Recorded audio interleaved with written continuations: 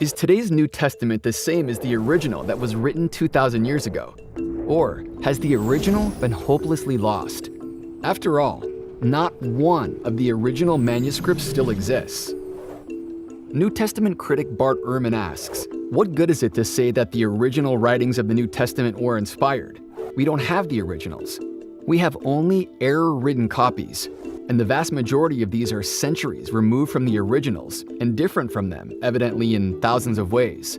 There are more variations among our manuscripts than there are words in the New Testament. If we can't trust the New Testament, we can't trust what we think we know about Jesus of Nazareth, and there's no such thing as authentic Christianity. Let's look at this more closely. The New Testament, and all significant literature from the ancient world, is reconstructed into its original form by comparing manuscript copies that have survived. To determine the reliability of this reconstruction, historians ask 3 questions.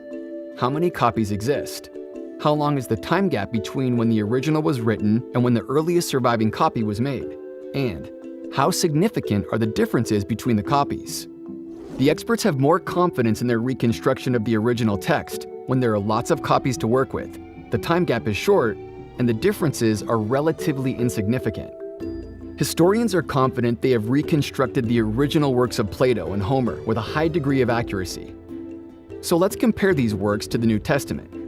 We have 219 copies of Plato, 2,300 copies of Homer, but when it comes to the New Testament, we have an overwhelming 5,700 manuscript copies in the original Greek alone. In comparison with the average ancient Greek author, the New Testament copies are well over 1,000 times more plentiful.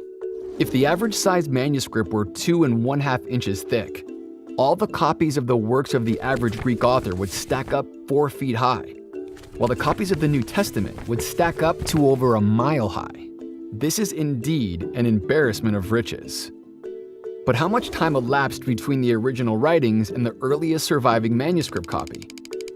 1,300 years passed before the first surviving copy of Plato was written, and only 400 years for Homer. How about the New Testament? Just 35 years. In the world of ancient literature, this is a blink of an eye. The wealth of material that is available for determining the wording of the original New Testament is absolutely stunning. But these manuscripts are not identical.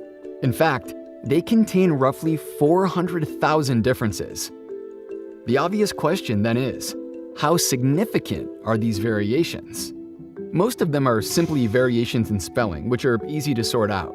Then we find minor differences, such as the use of synonyms or a definite article with a proper name. These have no effect on translation. There are also errors that scholars have determined were not in the original text. That means that less than 1% of all the variants have any real significance at all for the meaning of the original text. And none of these, not one, affects a single core doctrine of the Christian faith. Furthermore, in their various writings, early church leaders quoted the New Testament over 1 million times. So extensive are these citations that if all the other sources for our knowledge of the text of the New Testament were destroyed, they would be sufficient alone for the reconstruction of practically the entire New Testament.